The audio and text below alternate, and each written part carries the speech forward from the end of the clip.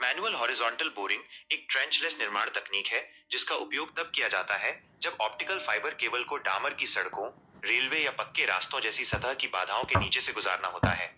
कर्मचारी रुकावट के दोनों तरफ एंट्री और एग्जिट पिट, गड्ढे खोदते हैं और भूमिगत एक निरंतर चैनल बनाने के लिए रीमर बिट के साथ एक बोरिंग रॉड को मैनुअली आगे बढ़ाते हैं। यह विधि सतह के बुनियादी ढांचे को सुरक्षित रखती है, यातायात में व्यवधान को कम करती है और यह सुनिश्चित करती है कि कंक्रीट या भारी सतह भार से सुरक्षित रखने के लिए नाली कॉन्ड्यूइट को आमतौर पर 1.2 से 1.6 मीटर की सुरक्षित गहराई पर रखा जाए।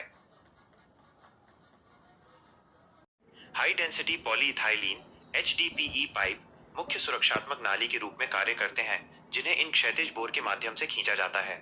लचीला और टिकाऊ HDPE डक्ट नाजुक कांच के ऑप्टिकल फाइबर को मिट्टी के दबाव, नमी और रासायनिक प्रभावों से बचाता है।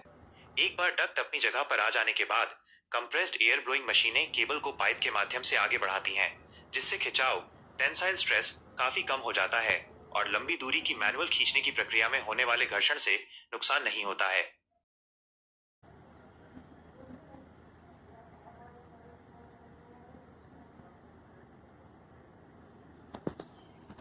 ट्रेंच रिस्टोरेशन, खाई की मरम्मत के दौरान अनुचित बैकफिलिंग, गलत तरीके से मिट्टी भरना फाइबर नेटवर्क की भौतिक अखंडता के लिए एक गंभीर खतरा पैदा करती है।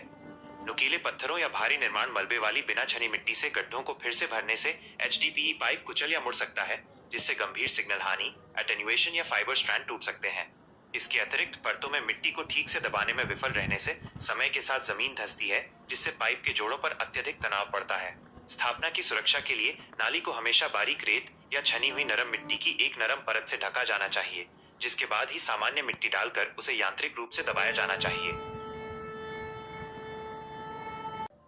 भूमिगत बुनियादी ढांचे को भविष्य में होने वाली खुदाई के नुकसान से बचाने के लिए उपसतह और भूस्तर दोनों पर चेतावनी प्रणाली स्थापित की जाती है। यह सुझाव दिया जाता है कि चमकीले रंग की चेतावनी टेप, जिसमें अक्सर लोकेटर डिटेक्शन के लिए एक धातु का तार लगा होता है, को बैकफिलिंग के दौरान HDPE डक्ट से 30 से 50 सेंटीमीटर ऊपर दबाया जाए ताकि खुदाई करने वालों को केबल तक पहुंचने से पहले ही सचेत किया जा सके।